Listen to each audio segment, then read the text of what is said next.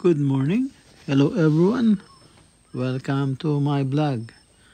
Mga ka-SK, magandang araw po sa inyong lahat. At dito po tayo sa Joy's Farm.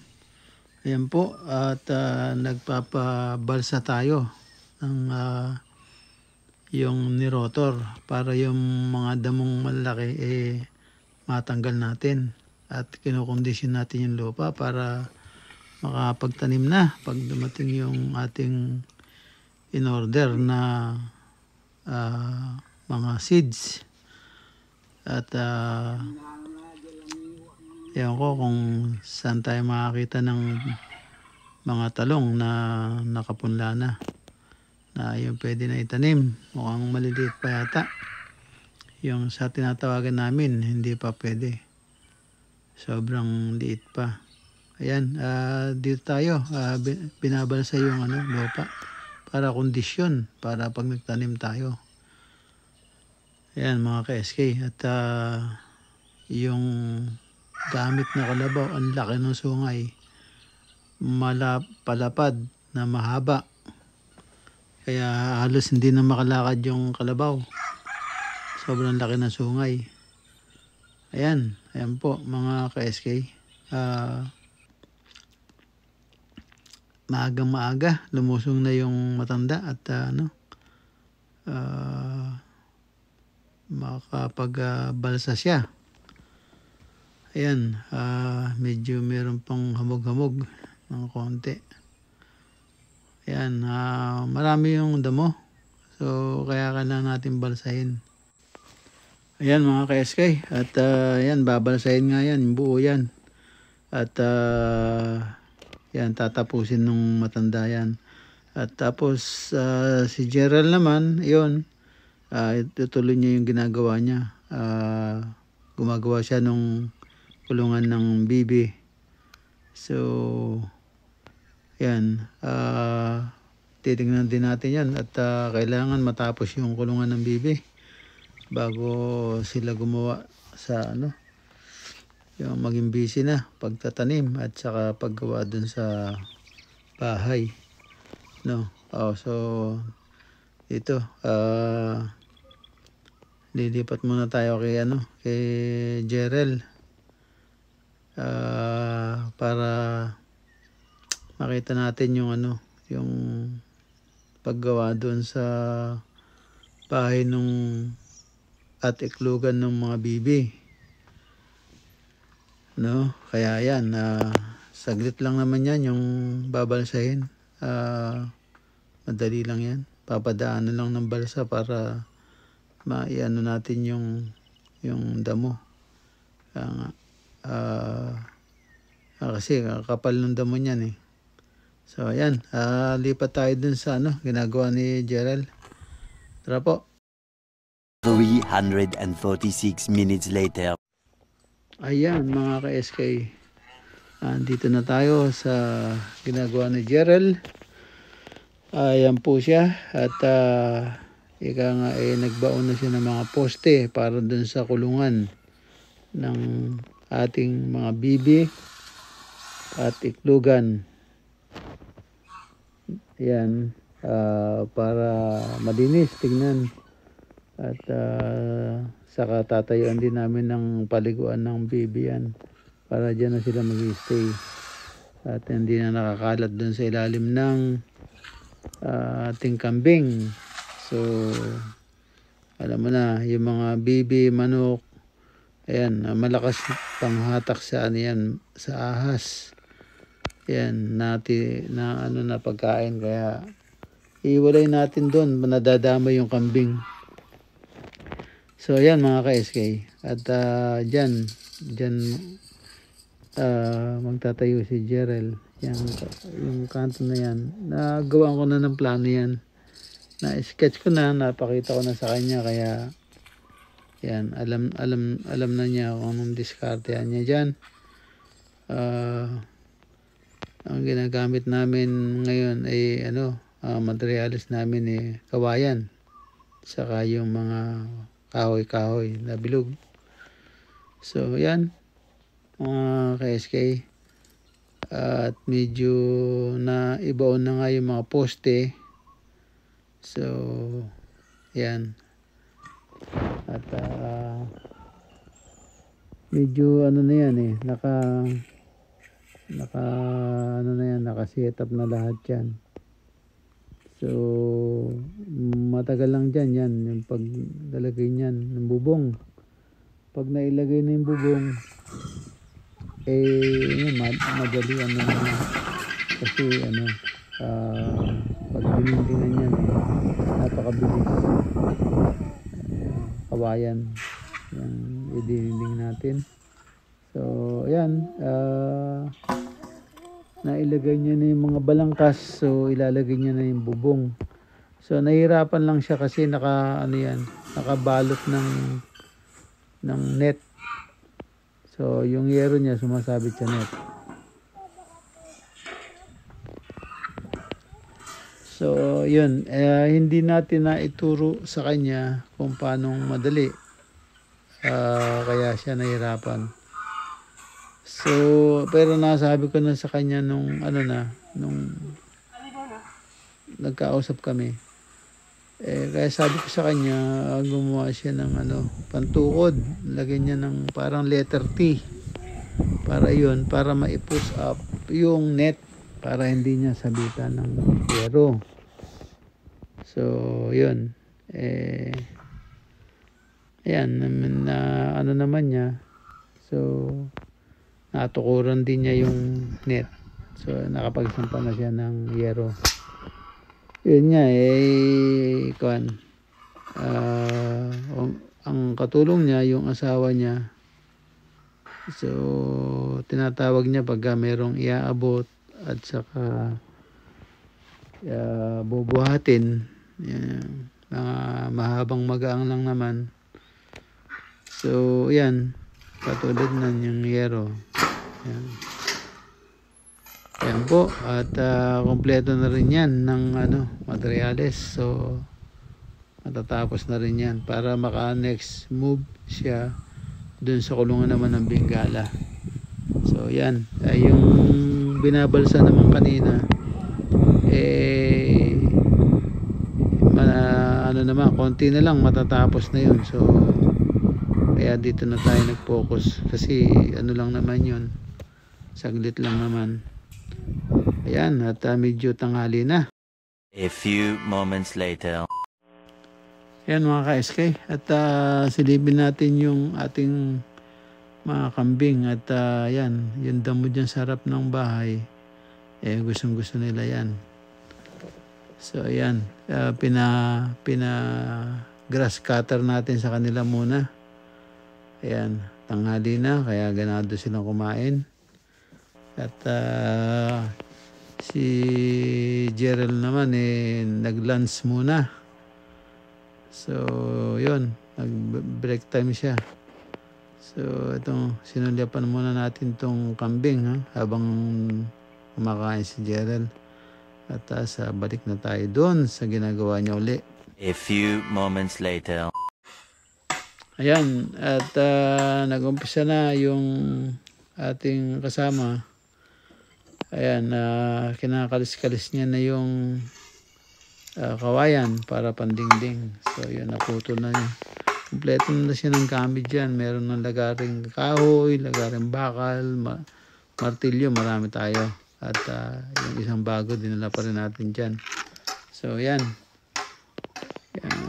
Ayan, yung kawayan na yan, yan ang pandingding niya, no?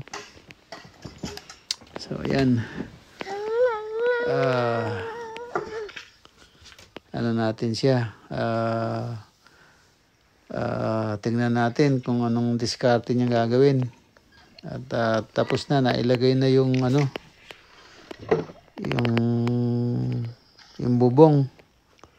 So yung dingding na lang gagawin. So ayan, at may malaki pa yung bakante natin na lupa para dyan sa mga kulungan. So yun, medyo papatagin natin konti yan, yung burol na yan. At yan, Duduktong pa tayo doon ng kulungan ng kambing para hindi sila crowded. Pero matagal pa yon pag andyan na tayo. So sa ngayon, isi-secure muna natin at bibigyan ng mga bahay yung ating mga alaga para magandang tignan. Malinis tignan, hindi yung tapal-tapal, sapin-sapin. Yun. Kaya yan, si Gerald patuloy lang paggawaan niya dyan sa bahay nung Bibi at saka Gansa. Yan. Medyo madali na lang yan. Kasi sa kompleto naman siya ng gamit dyan eh. So, yun lang. Bagay, hindi naman ganong kataasan at maliit lang naman.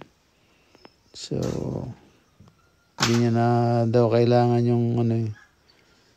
yung helper dahil lang naman. Kabayan lang naman yung gagawin at saka maliit lang. Pero maganda siya pag natapos. Yan, malinis tingnan. Yan, mga ka-SK. Yan, tignan natin si Gerald kung paano niya tatapusin yan. Panoorin natin. Ayan, abangan natin hanggang sa matapos ng video para makita nyo. Mabilis gumawa yan si Gerald. Basta naka-details na sa kanya. Meron ng plano. At yan nga. At sasabihin ko sa kanya kung anong style para hindi siya mahirapan. Katulad niyan, yung pagdidingding, paglalagay. Sabi niya sa akin kung paano, pero sabi ko sa kanya, kung gusto mong mabilis at malinis tignan, maganda, konti lang oras ang i-google mo, makikita mo na ang So, yan ang sinabi ko sa kanya, salasalahin mo yung dingding. Tapos, pag nasalasala mo na, saka mo itapal. Yan. Mo lang sukatin mo yung gaano kalaki yung dingding, yung lapad niya, yung taas niya. Tapos, sasandan mo lang doon. Sabay tali at ipit nung pakuha mo yung dapat papakuan. Ayun, ganun lang kabilis. Ayan, yun nga yung ginawa niya. Ayan, kung makikita nyo, pagka nasala-sala na niya yan, one click, pagka yung nasukat na niya yung taas at yung lapad, ayan, pag sinalpak niya doon, yun, napakabilis. Isa yung dati iniisip niya na yung tatayo ba pa isa-isa. So ito ang matagal lang dito, yan yung pagbabasag ng kasi dapat nakatihaya yan at pag tinira niya para yung buko dun sa loob natatanggal na at the same time. So, medyo nahihirapan siyang magbasag ng kawayan. Kasi nga, pabaligtad niya ginagawa. Dapat nakatihaya. Basagin mo yung buko. Double purpose yan. Natataga mo siya, nababasag mo yung kawayan. Pati yung buko natatanggal din. So yun, siguro turo natin sa kanya pag minsan nagkausap kami. Ayan, mga ka-SK, tignan natin muna ang diskarte na at ako naman ang magbe-break time. Panoorin po natin siya.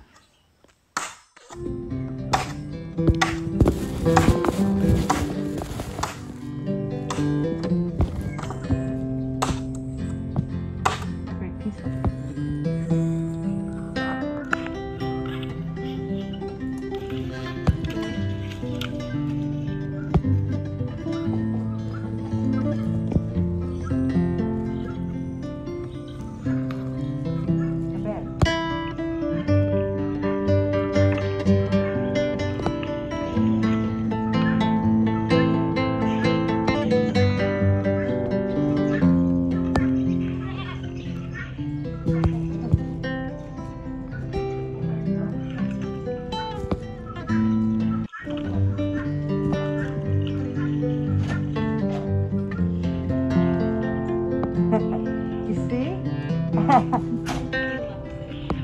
wonderful.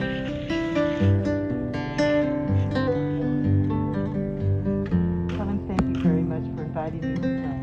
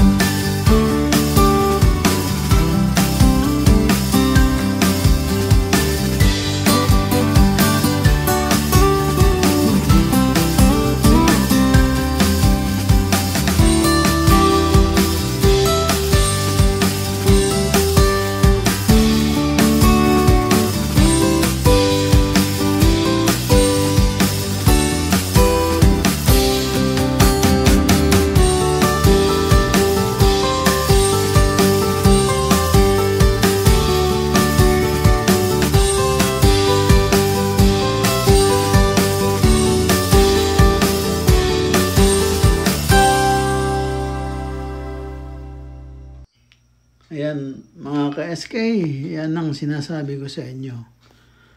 Pagkatapos niyang nasala-sala sa baba, itatayo mo lang, yan. Meron na. Dingding na agad. Wala ka nang hihintayin pa. Ganun lang kabilis. Yan, natutunan ni Jerel kung paano mapabilis yung trabaho at maganda pa, solid. Ayan, konti na lang. Tapos na. Ayan, ganyan ang napakasimple na maganda at mabilis ang trabaho. Ayan, nakatayo na at ipitin na lang. Ayan mga ka-SK. Yan ang sinasabi ko na mabilis. Ayan nakatayo na. So, konti na lang. At sandali, mapapaikutan yan. Ayan, kawayan po yan. Kawayan. Yung ganda sana kung yung buho, no? Gagawin mo sa wali. Ayan. Kasi yung kawayan, sayang. Pag ginawa mo sa wali yan. Saka, mo pa yan? Ninipisan mo pa kasi makapal. Mahirap gawin sa wali yung makapal. So, yung buho lang. Sakto lang yung buho. Pag yung buho, mo, kinalis mo lang ng konti yung laman niya. Ayan na. Maganda na. Matibay. Yan, pagkasawali niya. So, yan. Mga ka-SK, kita nyo, nakaporma na. Ayan na. Saglit lang. Pagkatapos niyang salasalahin yung yung pandingding. Nakawayan. Ayan. Nakapaikot na po siya. Ayan kompleto na. Hindi na basa-basa papasok yung tubig dyan. So, ayan. At tapos, naiporma na rin niya yung yung iklugan ng mga bibi. Ayan pero, dun sa design ko, dapat ito kalahati. So, gagawan pa niya ng dingding yan. Yung kapraso na yun. Kaya lang, yung kawayan medyo kapos na. Ayan mga ka-SK, nakatapos na naman po tayo ng panibagong project, kulungan ng bibi. Ayan, maraming salamat po sa panonood. Kita tayo sa susunod na upload. Ingat po and God bless. Bye-bye.